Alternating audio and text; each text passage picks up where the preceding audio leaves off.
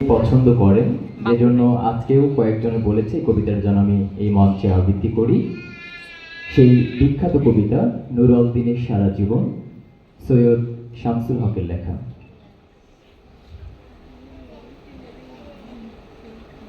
নীলক্ষা আকাশ নীল, হাজার হাজার তারা ওই নীলে অগণিত, আর নিচে গ্রাম গঞ্জ হাট জনপদ লোকালয় আছে ৬৯,০০০। ধবল দুধের মতো জ্যোৎস্নাতার ঢালিতেছে চাঁদ পূর্ণিমার।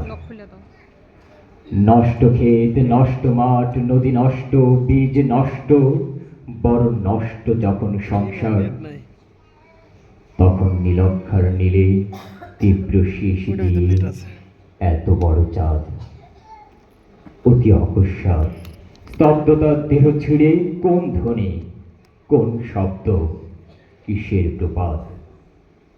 গোল হয়ে আসুন সকলে, ঘন হয়ে আসুন সকলে, আমার মিনতি অস্থির হয়ে বসুন সকলে। অতীত হঠাৎ হাতে হানা দেয় মরা আঙিনায়।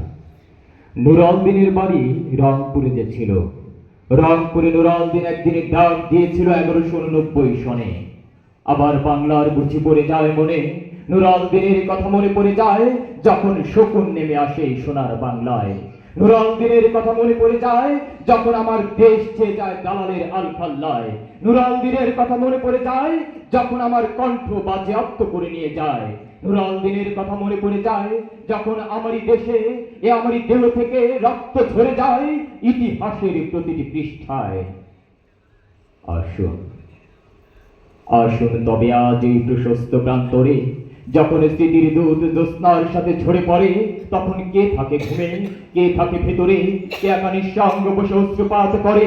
সমস্ত নদীর অশ্রু অবশেষে ব্রহ্মপুত্রে মিশে নুর আল দিনের কথা যেন সারা দেশে পাহাড়ি ঢলের মতো নেমে এসে সমস্ত ভাষায় অভাগা মানুষ যেন জেগে ওঠে আবার আশায় যে আবার নুর আল দিন একদিনে আসিবে বাংলায়, আবার নুর আল দিন একদিনে কাল পূর্ণিমায় দিবে ডাক, জাগবাহে